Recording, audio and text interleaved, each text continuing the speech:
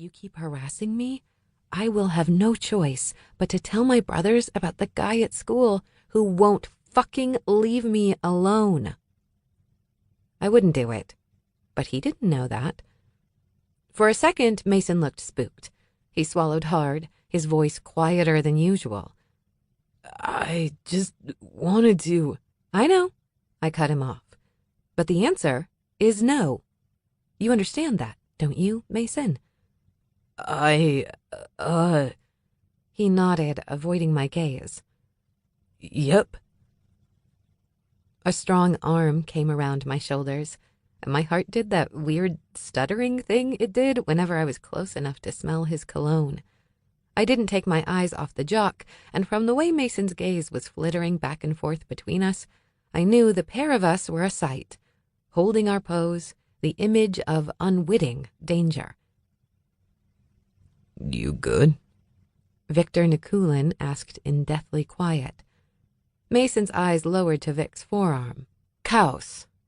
The bold black chaos tattoo was out on display, worn proudly but also as a warning to those like my dear friend Mason. I took pity on the guy. Yeah, Mason was just leaving. I blinked prettily. Goodbye, Mason. And off Mason fucked. We watched him saunter away, and when he was out of sight, I twisted slightly to look at Vic. What are you doing here? What a fucking dweeb, he uttered, still looking in the direction Mason went. Do you like that guy? My nose bunched in disgust. God, no. Good, he said, taking my books and holding them by his side. His arm slipped down from my shoulders to snake around my waist. You'd think they'd get the point by now, but they just can't help themselves. They always want to touch an untouchable. I glanced down at his large hand splayed across my hip. Says the guy touching an untouchable.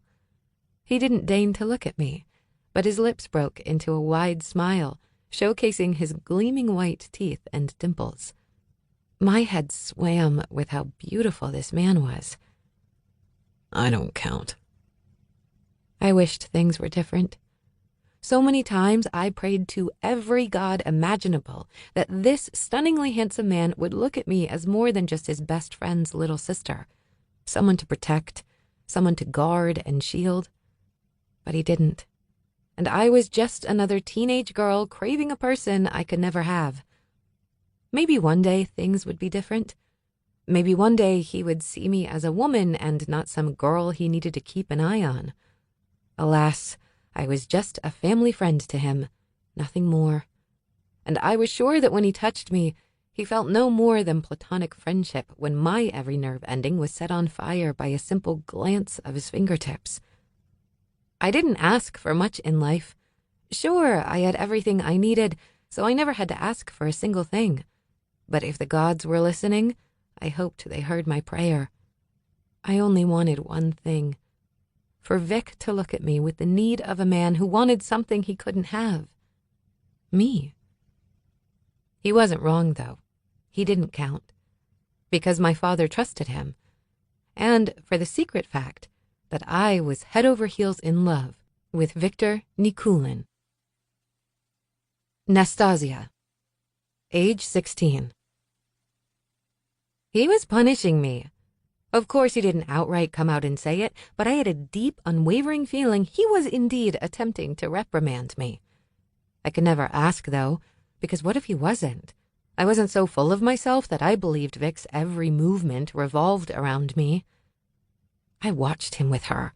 It was torture, but I couldn't tear my eyes off them. I wasn't spying, we just all happened to be at the same place at the same time. And I couldn't look away. Why couldn't I look away? It was a Friday night, and, as per usual, the upper echelon of New Providence High School student body made our way over to our current hotspot, Joe's, for a slice. If I was being honest, not many of us actually ate. It was just an excuse to slide into booths with cute boys and nurse a soda while wishing we were at home in our ratty sweats and mismatched socks. My excuse was that I was expected to be there. What was Vic's excuse when he was not?